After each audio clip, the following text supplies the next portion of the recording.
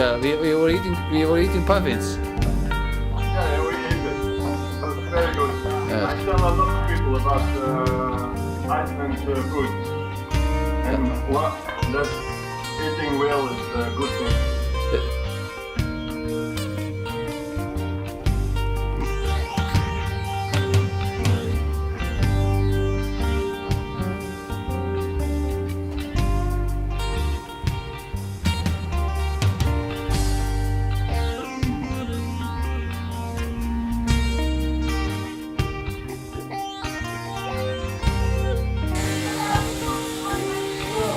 Hi.